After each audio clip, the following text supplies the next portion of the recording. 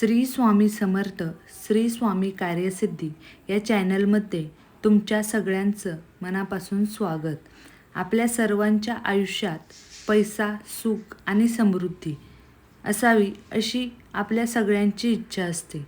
त्यासाठी आपण खूप मेहनत करत असतो, दिवसभर काबाड कष्ट करतो, पण तरीही आपल्याला असं वाटतं की पैसा टिकत नाही. घरात सतत वायफळ खर्च वाढतोय, मनात चिंता वाढते आणि कधीकधी आपल्याला असंही वाटतं की नशिबाची साथ मिळत नाही. अशा वेळी अनेक जण देवांची आठवण काढतात, प्रार्थना करतात आणि जीवनात सकारात्मक बदल व्हावा अशी अपेक्षासुद्धा करत असतात. हिंदू धर्मात महालक्ष्मीला संपत्ती, समृद्धी आणि सुखाची देवी मानलं जातं. महालक्ष्मीची कृपा असेल तर घरात आनंद, शांती आणि आर्थिक स्थैर्य राहतं. पण फक्त पूजा करून किंवा नाव घेतल्यानेच सगळं बदलत नाही. आपल्या दैनंदिन जीवनात काही चांगल्या सवयी तुम्ही जर अंगीकारल्या, तर सकारात्मक विचार ठेवले आणि मनापासून प्रार्थना केली तर जीवनात नक्कीच बदल होऊ शकतो. आजच्या या व्हिडिओमध्ये आपण अशाच काही सोप्या गोष्टी जाणून घेणार आहोत, ज्या केल्याने तुमचं मन शांत राहील, तुमच्या घरामध्ये सकारात्मक वातावरण निर्माण होईल आणि जीवनात चांगल्या गोष्टी घडण्याची शक्यतासुद्धा वाढेल. सर्वात महत्त्वाची आणि पहिली गोष्ट म्हणजे सकाळची सुरुवात. सकाळचा वेळ खूप पवित्र मानला जातो. सकाळी उठल्यावर आपलं मन एकदम शांत असतं, वातावरणसुद्धा शांत असतं आणि हा वेळ सकारात्मक विचार करण्यासाठी खूप योग्य मानला जातो. सकाळी उठल्यानंतर देवांची आठवण करा, कृतज्ञता व्यक्त करा आणि दिवसाची सकारात्मक सुरुवात करणं ते सुद्धा खूप महत्त्वाचं आहे. सकाळी उठल्यावर काही क्षण तुम्ही शांत बसा, तुमच्या मनात सकारात्मक विचार आणा. आजचा दिवस चांगला जाईल, माझ्या घरात सुख आणि शांती राहील, असं विचार तुमच्या मनात आणा. यामुळे मन तुमचं शांत होईल आणि दिवसाची सुरुवात सकारात्मक होऊन जाईल. घर स्वच्छ ठेवणं ही दुसरी महत्त्वाची गोष्ट आहे. स्वच्छ घरात सकारात्मक ऊर्जा निर्माण होते.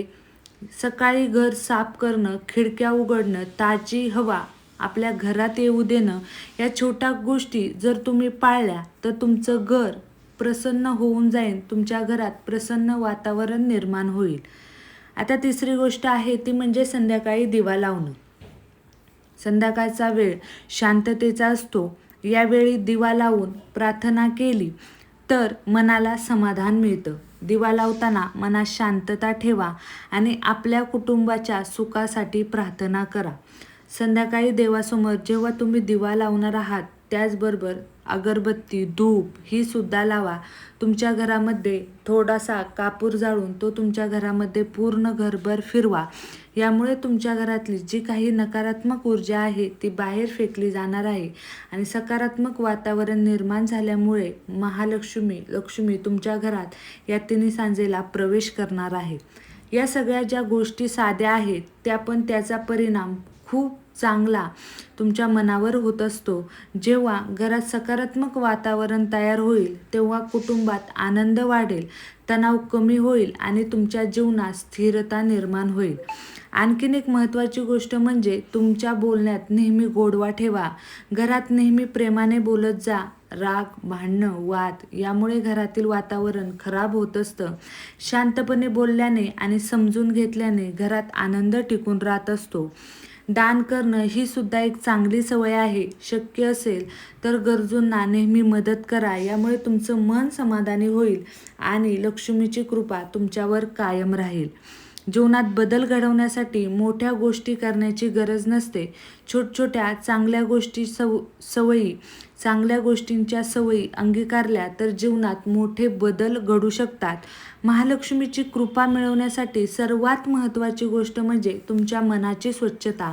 मनात चांगले विचार ठेवा, इतरांना मदत करा, कृतज्ञता राहा. या गोष्टी जर तुम्ही पाळल्या तर तुम्हाला लक्ष्मीची कृपा नक्कीच मिळेल. जर आपण रोज या गोष्टी केल्या तर हळूहळू जीवनात सकारात्मक बदल जाणवू लागेल तुम्हाला. घरात तुमचा आनंद वाढेल, तुमचं मन शांत राहील आणि जीवन तुमचं खूप सुंदर होईल.